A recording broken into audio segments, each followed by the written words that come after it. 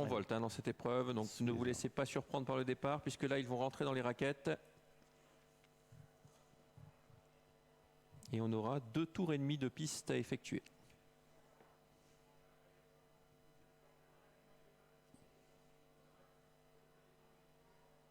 Sous les ordres. C'est un peu devant le nez de Cyril Datom, mais qui part correctement, très correctement. Numéro 6. Attention, le 6 est au grand galop. Pete Van Pollard au sulky de Baron Dubourg. Et pendant ce temps-là, Cicero Noah a pris le commandement. Excellent départ également pour Cyril Datom, mais surtout pour un concurrent qui est en train de foncer à vive allure. Il s'agit à l'extérieur du 3 qui accélère vivement. C'est Désir Castelet.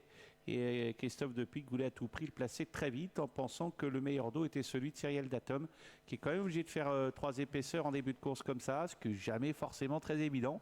Et du coup, on repasse en tête désormais avec le Cicero Noah. Ouais, Cicero Noah qui va sans doute voir venir à son extérieur dans quelques instants et Dreamer de Chenu et Cyril Datom. Pour l'instant, Cyril Datom est mal embarqué depuis le départ en 3e épaisseur. Dreamer Chenu le contre à 2 tours de but. Cicero Noah en tête, Dreamer de Chenu au centre. À l'extérieur, Cyril Datom qui n'a pas d'autre choix que de continuer à accélérer. En 4e position, Désir Castelet, le numéro 3, suivi encore par l'As côté corde, Echo de l'arrêt avec Baud de Grimou qui se retrouve désormais né au vent en 2e épaisseur. Elle a dû faire fort en début de course, Anna Wiggins, pour tenter de prendre le commandement, car c'est la meilleure tactique de course pour Cyril Datom.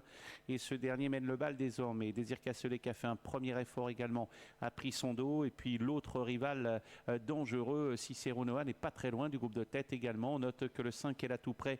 Ce numéro 5, c'est Dreamer de Chenu. On va relancer peut-être un petit peu les assauts. On attend un dos pour Baud de Grimou également, alors que les concurrents se dirigent vers la mine d'en face. Et c'est bien le numéro 9, Cicero Noah, qui finalement se retrouve dans le sillage de Cyril Datom. Ouais, alors que Baron Dubourg est en dernière position, on a vu Pete Van Pollard se pencher sur sa droite pour voir s'il pouvait venir à un moment. Mais c'est vrai que personne ne va le laisser passer s'il vient maintenant, parce que Cyril Datom va essayer maintenant de le faire de bout en bout. Dans son sillage, Cicero Noah va tenter de faire la ligne droite, déboîter dans le dernier tour, enfin dans le dernier tournant. Et puis ensuite, il y a Dreamer de Chenu, le numéro 5, qui est bien à sa place.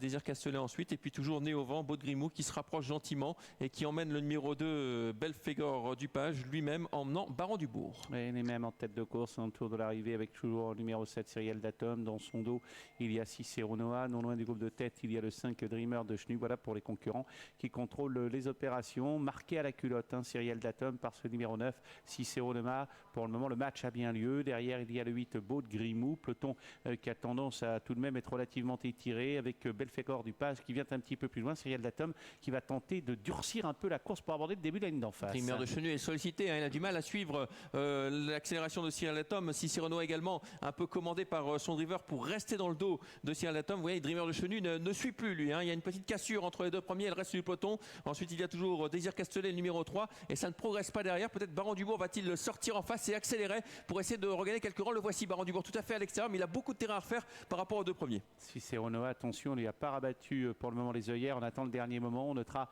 que les pompons pendent sur les oreilles de Cicero Noah qui a toujours un peu de ressources. Cyril Datom qui tente de contester la supériorité de Cicero Noah qui s'accroche bien et qui a encore du jus un petit peu plus loin. C'est difficile. Pete Van Pollard et Baron Dubourg ont essayé de revenir un peu, mais c'est compliqué dans le sillage de Dreamer de Chenu. Il marque à la culotte ce numéro 9, Cicero Noah. Cyril Datom, est-ce qu'il va être capable de le devancer? On va le savoir dans quelques instants, mais rien n'est sûr. Ouais, Cyril Datom qui a l'avantage avec Cicero Noah qui déboîte mais qui ne peut pas inquiéter Cyril Datom aujourd'hui. Cyril Datom est trop fort aujourd'hui sur cette distance avec Cicero Noah qui est sollicité mais qui ne refait pas un mètre de terrain sur Cyril Datom. Cyril Datom, le numéro 7, qui le fait très facilement par rapport à Cicero Noah. Il tient sa revanche. La 3e place pour Baron Dubourg, la 4e place sans doute pour Dreamer de Chenu, ou le 4, Big Boss. Pointu entre le 5 à la corde, Dreamer de Chenu, et le 4, Big Boss, qui a fini comme une fusée. Bien joué de la part d'Anna Wiggins. Elle l'a laissé sur place à l'entrée de la ligne d'arrivée. Quand Cicero Noah a pu réagir, c'était trop tard. Il a refait un petit peu de terrain, mais insuffisamment pour mettre en doute la supériorité de Cyril Datom. Voilà, Cyril Datom s'impose. Le 7, c'était le favori. Deuxième favori, Cicero Noah prend la 2e place. Le 7 devant le 9. La 3e place en retrait pour le 6, Baron Dubourg. Dommage qu'il ait fait la faute en début de course, Baron Dubourg, parce qu'il s'est retrouvé mal embarqué en dernière position. Il fait un bon dernier kilomètre, très très bien. Et la 4e place peut-être pour Dreamer de Chenu quand même. Le 5